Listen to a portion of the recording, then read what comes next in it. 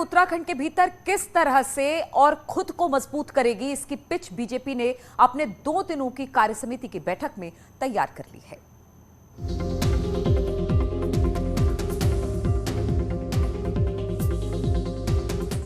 हल्द्वानी में 2 दिनों तक चली उत्तराखंड बीजेपी की कार्यसमिति की बैठक बुधवार को खत्म हो गई।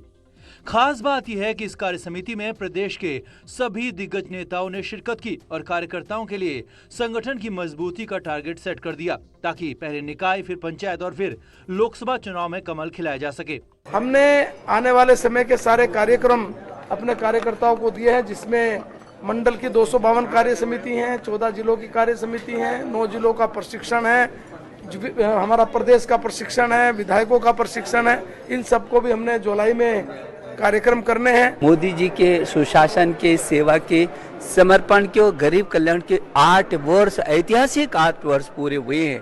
पूरे देश के अंदर उत्साह है, उमंग है और उत्तराखंड से तो उनका लगाव है, जुड़ाव है, इसलिए ये कार्य समिति उनको बधाई देने के लिए।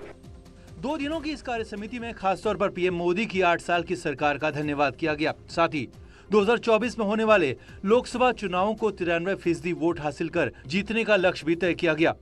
विधायकों को, सांसदों को, हम लोग को हमारा मिशन ये है कि आने वाले 5 साल में हर यहाँ के हमने जो वादे किए वो पूरे हों और लोकसभा की सीट हम जीते ही नहीं।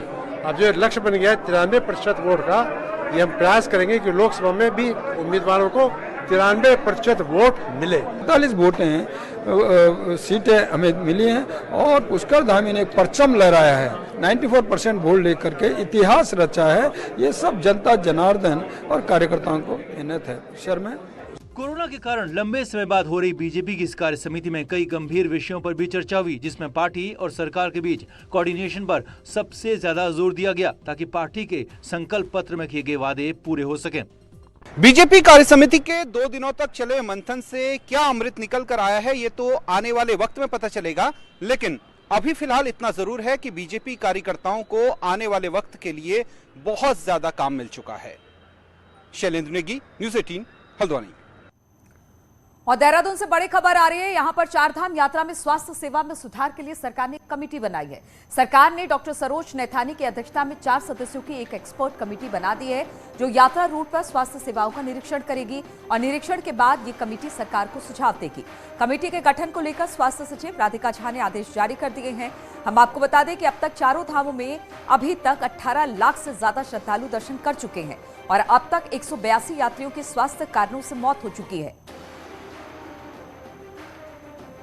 वहीं 4 धाम यात्रा में मृतकों की संख्या अब 182 तक जा पहुंची है। 55 महिलाएं, 127 पुरुषों की अब तक मृत्यु हो चुकी है।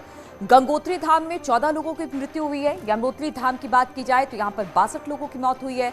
वहीं बद्रीनाथ में 32 और केदारनाथ में सबसे ज्यादा 74 यात्रियों की मौत हुई है। देखिए, जैसे कि आप ऑर्डर देखें, जो हमारे सचिव मैडम का ऑर्डर है, वो क्लियरली कह रहा है कि केदारनाथ धाम एरिया बेसिकली, और जो पूरा रूट है उसका, तो रूट स्टार्ट्स फ्रॉम ऋषिकेश, है ना, जहाँ से स्क्रीनिंग हो रही है।